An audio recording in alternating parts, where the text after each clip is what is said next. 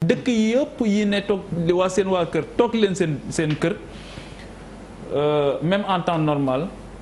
dañu maîtriser woon benn dispositif boo xamante ni mën nañu permettre seen bopp loolu. donc nañu éviter mimétisme bi jàng bi aussi man ba ma déggee France ne déconfinement progressif ne retour en classe xaw ma le 11 xaw ma. laa xam ne ñun tamit dinañ jëm foofu. et c'est ça qui est problématique justement. ba pare ñu dem ne classe d'examen yi mais pourquoi les classes d'examen pourquoi pas est-ce que classe d'examen ñoo ëpp solo yeneen classes yi. sur quelle base la en réalité et foofu tamit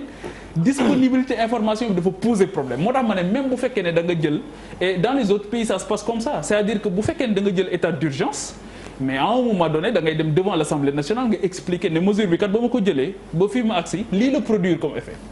lii moo nekkoon les effets escomptés lii moo nekkoon les effets atteints lii mooy écart bi nag kii am na ci responsabilité kii am na ci responsabilité kii am na ci responsabilité nu ñuy def ba situer responsabilité yi bu baax jéem a xool nan lañ koy corriger mission de correction bu fekkee ne Assemblée nationale mën nañu dimbali wala yeneen entité yi leneen li mooy bu dee da nga jël par exemple les éléments de cet état d'urgence ñu ne couvre-feu 20h ba 6h du matin ça a fait débat def na débat est-ce que ñun couvre-feu bi ba kañ la état d'urgence bi ndax dañ koy renouveler ou pas loolu yëpp pour man c'est des questions essentielles yoo xamante ni justement le corps médical ne sera pas la seule entité bi nga xamante ni moo ñuy wax lu ñuy def dans cette affaire-là dans tous les autres pays du monde yi nga xamante ni coronavirus bi secoué na leen c'est un comité scientifique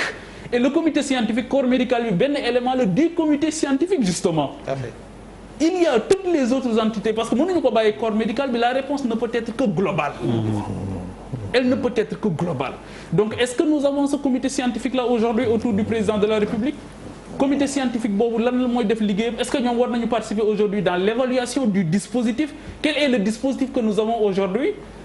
Je pense que c'est des questions yoo xamante ni il faut que ñu teg ko ci table. Professeur Bamba Kane notel tontu yu am solo.